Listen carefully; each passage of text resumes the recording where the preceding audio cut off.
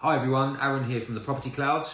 Wanted to create a quick marketing advice video centered around property price and how to best position your property price-wise into the market to take advantage of Rightmove, Zoopla and the other property portals.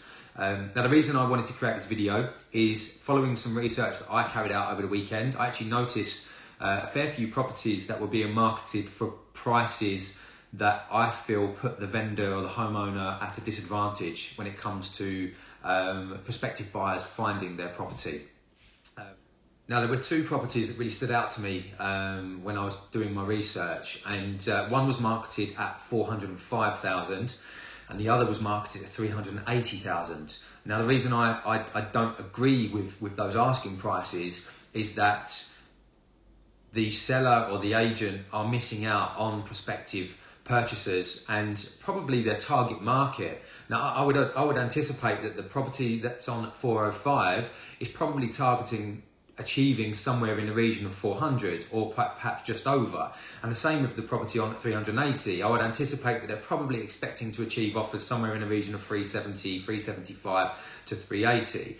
Now what I would do in that situation, and the reason I wanted to create this video was to make sure that homeowners don't fall foul to this, is I would market each property on at offers in excess of 375 or offers in excess of 400,000 as opposed to 380 and 405 to achieve the same result.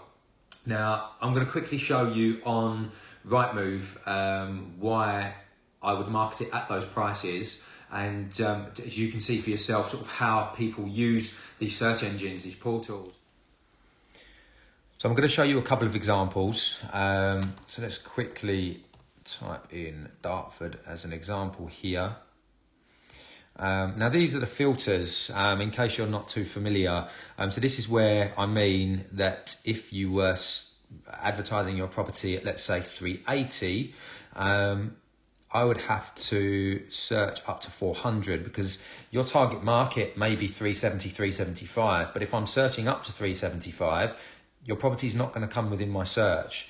I'd have to search between sort of 350 or even 375 to 400 for your property to come up within my search. Now, if I find property there, now there are 30 results here over 2 pages. And as I scroll down, you'll see that there's quite a few properties ahead of where yours would be placed. I mean, there's a great example here of one on at 399,995.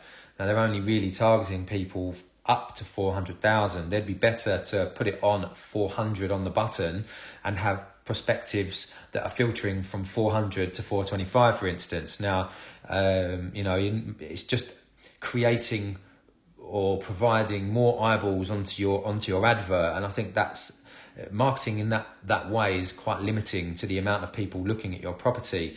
Another one there at 395,950 is craziness. Put it on at 400,000, you're going to double the amount of eyeballs looking at your property. Another one, 395. But you can see there's an example of 380,